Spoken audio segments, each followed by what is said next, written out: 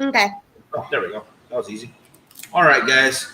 Joe is having some technical issues. Damn cameras don't want to do what they're supposed to do. The Stupid robot cord. aliens are winning. Punch Cords.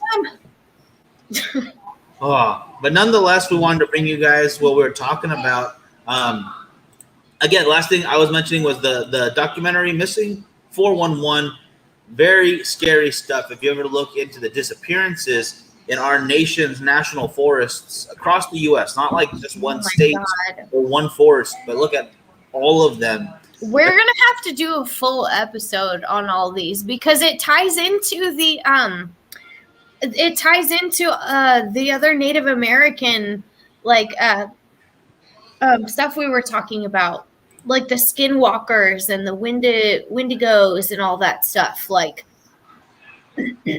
it seems like it kind of goes hand in hand.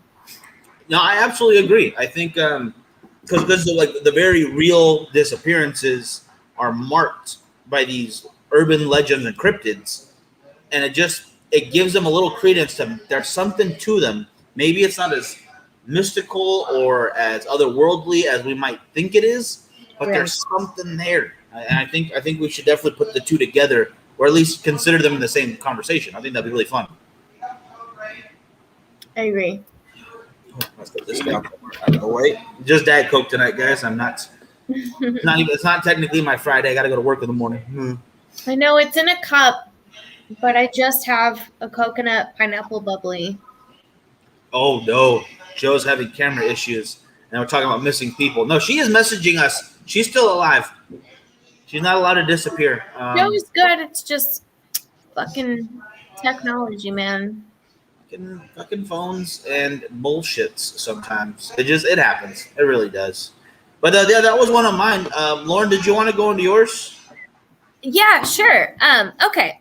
So I put all my info on my phone, so I'm not looking at my phone. I'm just looking at my notes. I'm gonna start doing it this way, so it's less distracting with paper doing this all the time.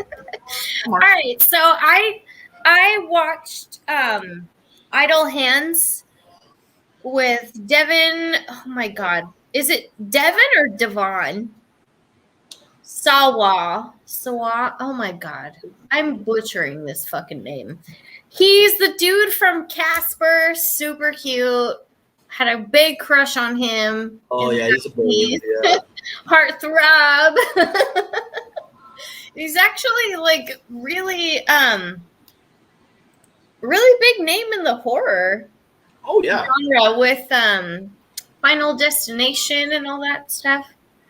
I don't know how to pronounce his name. I think it's. Is it Sawa? Sawa, yeah. Sawa? Like Sawa. you gotta put a U in there, Sawa? Because I don't know if I don't know. I'm sorry. Either way.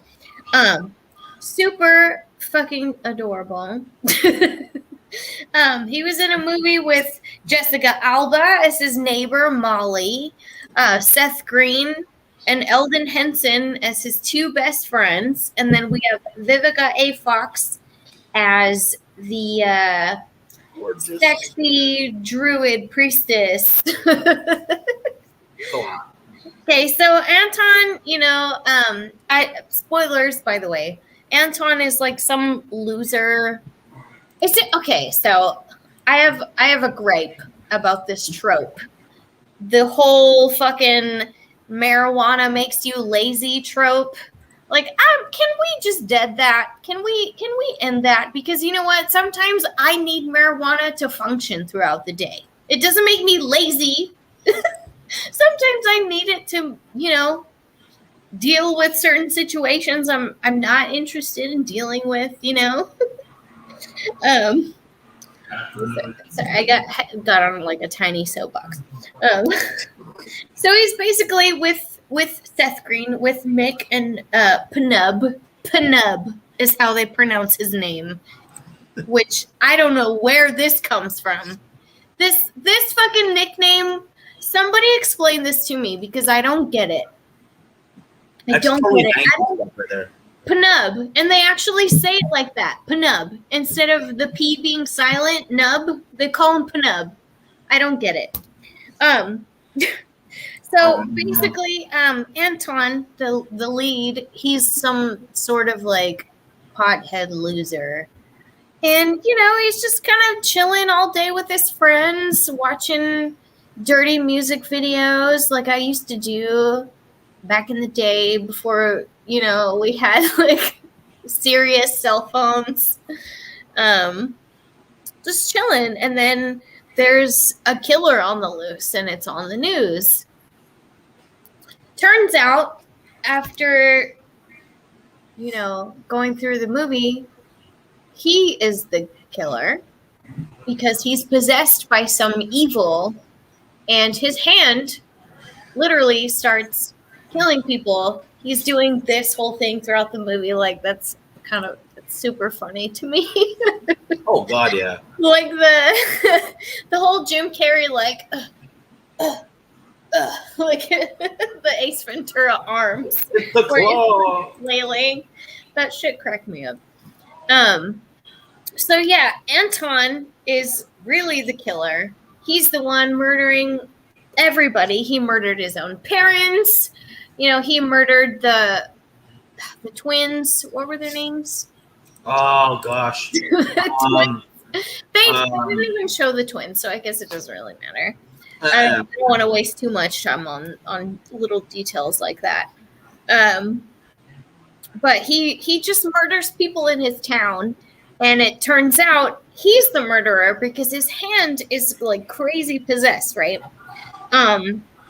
So he finds out that his parents have been murdered by him. The whole so whoa, is that me talking? Ew. Sorry, my other speaker went off for some reason. Sorry about that. Ew, I don't want to hear my own voice. Rude. Yeah, no, that was an accident. Just kidding. Oh man, that was awkward to hear. Okay. All right. If I was feeling good, that took me down a few pegs. I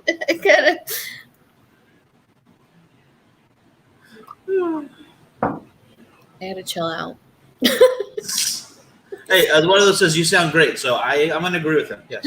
Thank you. Oh my god, you're being nice. So basically, I don't know if I want to go into all the details of this movie, but it fucking cracked me up. Like all these little one-liners, like, yeah, dearly beloved, we're gathered here today because you're all dead. Like, after he had just finished hooking up with the neighbor girl, Molly. Yeah, Jessica Alba in that one, isn't it? Yes. Yeah. Right after he finds out that he fucking killed his own parents and he just killed his friends. It's Jessica Alba. Yeah. that all, you can't do anything about them being dead, okay? What do you want from the guy? Come on, just go. So, Anton is burying his family, I guess, and his friends. Then his friends come back to life, which is pretty dope, but not really because they're like undead. Seth Green, Mick, Anton basically broke his evil hand, broke a bottle, shoved it in his head. And so now Seth Green, or Mick, is walking throughout the whole movie like undead, gray, like zombie face with like this bottle sticking out of his forehead, which is kind of cool. I haven't seen it in a while. Only he can see them though, right? You know what? I don't know. I don't remember. It's been a minute since I've seen this one. Because throughout the film, it's like everybody can see them. Well, no, because that girl, Katie, not Katie, her real name is Katie. What's her name in the movie? I know who we're talking about, and I can find it out right now. The little devil. She's dressed as the devil. Because Jessica Alba eventually goes to the dance, and she's dressed like an angel. Super cute. Come on. Is it Kelly? Gosh dang it. Are we talking about Tiffany? No. What was her Oh no, name? Tanya. Yes, Tanya. Tanya. Tanya. I'm sorry. This movie's so funny. I hope there's not too many spoilers. Spoilers. You guys need to go watch it. Totally fine. Yeah, it's a Spoilers. 1999. Turned into a freaking redneck all of a sudden. Spoilers. There's some spoilers in this damn show. No, I think no. This came out in 1999. Spoilers are fine. That's what. By the way, a lot of movies came out in 1999 that were really dope. Oh yeah, 100%. Looking up, Girl Interrupted, Fight Club, The Matrix. Damn, it is a good year for movies. Damn. Yeah, a lot of good time for movies. Actually, really quick, we can go into some facts that I found. So this movie did not last very long in the theaters because if you guys remember, this movie was released April 30th, 1999, and 10 days before that was Columbine. Oh, no. So there was a particular senator going around on, the news talking about how he didn't want a lot of violent movies to be put out, and he was blaming violent movies and video games for Columbine. So this movie this movie had a budget of like 25 million, but they only made 4 million off of it because it was pulled so early from theaters. Ah, wow. And that's a pretty big budget for the 90s, like especially a horror movie, a horror comedy. Like, yeah, you're looking at like Columbia Pictures put it out. So Columbia, you can imagine their budgets are like way up there. So it was actually Senator Joe Lieberman, if you're wanting to know. I guarantee he was more worried about his fucking November election than he was actually worried about violence and Columbine and all that stupid shit. So there was that. And then in an interview, just some little fun fact, Seth and Eldon's makeup. Eldon was Pnub. He was the other friend. It took them about 3 hours to do their makeup every day, which, I mean, we've seen some other films where they spend a lot longer doing makeup, like 6 to 7 hours a day. And then plus however many hours of filming on top of that. And in this film, there was actually an alternate scene, like an alternate ending that they filmed that didn't make it because overall they didn't feel like it fit the tone of the movie. So in this alternate scene, Molly, after Tanya is sucked up into the blades by the neck, she dies. Molly runs to the indoor pool, which is in this giant high school, which, how the fuck can this high school afford all of these fucking things? Like, they had an indoor pool, they had this giant gymnasium where they had this band play, which Offspring was the band. How the fuck would they afford those bitches? Fuck yeah. I want to go to that high school. Right? Well, it was in like a white neighborhood, so we could have got corn. I mean, whatever. 1999, yeah. Maybe. Okay, so for those that have watched the movie and know, the hand chopped off by Anton, running around, running amok. The hand wants to take Molly to hell because it's possessed, right? So he's chasing her to this indoor pool. She somehow falls on this diving board. She's hanging off of it, right? This little hand comes up, like very much like Addams Family. You know? The thing. Yeah. Very much Addams Family, trying to get her fingers to like let go, you know. And then there's this portal that opens up with like flames coming up, going to hell in the pool. And then Anton is supposed to save her and all this stuff. Like that, they totally took that out. Like I saw it was actually really cool, but according to them, it wasn't quite as funny. Like it didn't go along with the whole comedy theme of the movie. It was like actually a little bit too serious in certain spots of the ending, so they kind of took it out and just went with the whole car garage, which auto shop was another thing that they had at this fucking high school that would have been dope to have at my high school. Seriously. To work on cars and weld stuff. What the shit? So that would have been cool. But yeah, they ended up not doing any of that, which I don't know. I think that was kind of a better ending because it ended up having the two undead friends show up last minute, like after everything's done already. Like, oh, we're ready. Yeah, I think you're right. I think that would have been cool to see, but they mess up a lot of movies in the final cuts. You know, like they could have added other stuff, but it is what it is. I guess. I don't know. But yeah, I'm sorry. I kind of went on like a weird rant there. You know, I'm sorry. We were hoping that Joe would be on to like share her part of it, so I just kind of took off with this. Oh, it's okay. What do you call it? I know she tried. No, I agree though. I think I gotta rewatch that. I haven't seen that in years. It's so ever. You know what? I had never seen it, and I rented it twice to watch it. And I don't know, for like it.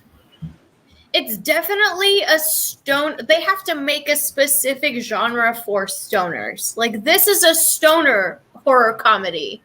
Oh yeah. Like this is not just horror comedy. Like this is specifically for stoners because all throughout the film, all they do is smoke weed. And they make jokes about smoking weed. And this is in 1999 before it was actually legal. Yeah. Yeah, a little more edgy. Edgy and funny, and Jessica Alba is like super cute. She looks 12. She's adorable. She's still pretty. She's still got it going on. Yeah. And Richard said, weren't they planning on a sequel? And I think right here. I don't know. They're actually, the stars said they would come back, and this was an article from 2020, so this was last year. Oh shit! They would do a reboot. Maybe not so much a sequel, but another crack at Idle Hand. I think that'd be kind of cool. Oh my God, is he gonna lose his other hand? Because in the film, he already cut one off. Yeah, he cut the bad hand off. Which is funny. You know what it makes me think of? It makes me think of the passage in the Bible, basically saying that, if something is causing you to do this, if one hand is causing you to do evil, cut it off. Right? Fuck that hand. What it really wanted to say, I was like, if your hand is bad, fuck that hand. You can get a hook. Which I think is that's just as good. You got a good hook. I could still get my microphone. Like, there we go. I don't know. I think I could still give the bird. Yeah. The Evil Dead. Yeah, Richard. Evil Dead. Yes. I love the chainsaw hand. Is my favorite. I think that's the best. Oh, awesome. Oh my goodness. But yeah, no, I think it's gonna be time to rent that for myself too, because I don't think I own that one. Yeah, it's really good. It's really good. And like I said, I was like 11 in 1999, so I didn't even know that movie was a thing, and I just found out about it. So I was like, I'm watching that because Seth Green, hilarious. Oh, yeah. Devin, so I remember him in Casper, and he was super dreamy. And so I wanted to watch for him. And then, But technically, you're not wrong. Oh, and then Eduardo, yeah, Evil Dead Rise coming to HBO Max. Shit. Going on a little tangent there, but it looks like we are getting that. I don't see a release date, but it is already in the works. So I think that would be very interesting. I liked the new Evil Dead reboot. I thought it was pretty fun. Yeah. I would like to see the part 2. Yeah, I'd like to see that. My favorite, just visually, my favorite scene is just the eyes. Oh my god, yes. She's a good actress, that lady. So cool. Just visually, like, I just love, like, that's all over, like, everything, too. Yeah, they did a good job with that. Mm. All right. You know, I think I'm going to go into my funny one then, too. Lauren, you still there? Oh, there we go. Okay. Yeah. You're frozen on mine. I was like, oh, no. Uh-oh. No, I'm chilling. No, you're moving now. You're back at it. I picked a holiday favorite of mine. Like, you know how a lot of people have, like, a Christmas movie they like to watch? Uh-oh. I prefer a Thanksgiving movie that I love to watch. And I know I mentioned it on the show before, but today it bears bringing back one more time. And I am talking about the classic, probably one of the most technically perfect movies ever made, with one of the most dynamic villains of all time, Thanksgiving, the evil turkey that comes back to avenge the Native Americans and the evil pilgrims, and from us in general. Gobble, gobble, motherfuckers. All right? Gobble, gobble. Hey, you know what? They should do a fucking full reboot where they're avenging all those little fucking indigenous children and just murk those fucking Canadian Catholic priests. Oh, God. That would be a dark movie right there, but a good one. I'd watch it over and over again. Let's do it. I wouldn't mind it. I wouldn't mind it one bit. But yeah, Thanksgiving. The name kind of gives exactly what it is. It's an evil turkey that terrorizes this group of college kids that stumble upon its resting grave after its curse allows it to come back to life every so many years. And he actually comes out of the ground, and the first thing he does is murder this guy's dog. So this random hillbilly and these teenagers, or these college kids, are all trying to stop the curse of this turkey, and it's killing their family members and them and their friends. And it's just so dumb, hilarious. Yes. Turkeys are fucking mean. I will say that. I've seen videos, and they are mean. Turkeys they'll mess you up. They're territorial. They bite. They will chase you. They're loud.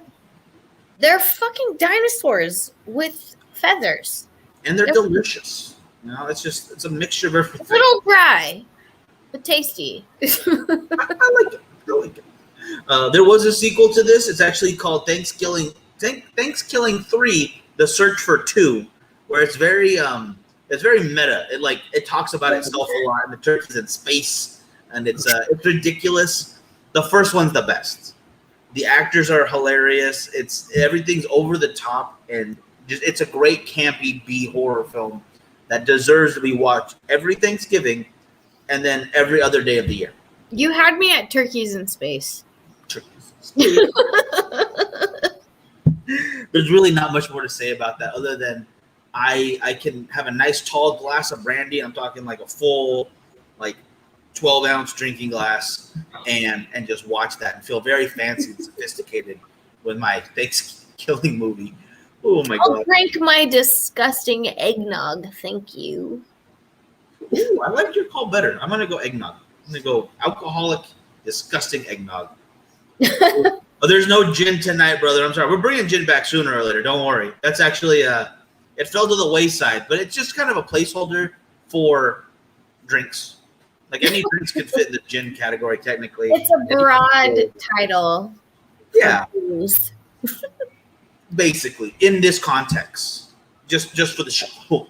Lately, though, I've been too busy to be drinking booze every week. Yeah, that's why it's a Diet Coke for now. But that's all I got for right now. Then. Yeah, me too. All right, everybody. We will see you next week. We got some news coming your way that we will unveil very soon, and we're gonna stop with these hiatuses. I know. Hopefully, I'm sorry, guys. Last week was my fault for sure. I've been messing up too. But, it's been bad, but I'm just glad to see you. I'm glad to see you, Lauren. I know, and it's hard to do everything over Zoom, over the StreamYard, but hopefully we'll be able to start getting shows going in person. So it's easier when it's in person. It feels better, I fully agree, and I think it makes for a little bit more dynamic a show. They don't have to worry about all the different cameras, and it just helps. It helps. Yeah. But But thanks for watching, everybody. I appreciate it. I'm sorry it was just me. But, Crazy. technical shit happens all the time. It does happen. But anyway, you guys have a great one, and we will talk to you all very soon. I think we should do one at Frightmare. We'll be there that Thursday, so we could do one from the hotel area. Well, I'm gonna be there whenever they're there. So yeah, we'll be there on that Thursday. Thursday. Yeah. I'm excited. Oh, Eduardo, thank you so much, brother. Glad you watched. And we'll talk to you later. You have a great day, everybody. Have a great night. All right, bye, guys. Have a good night, guys.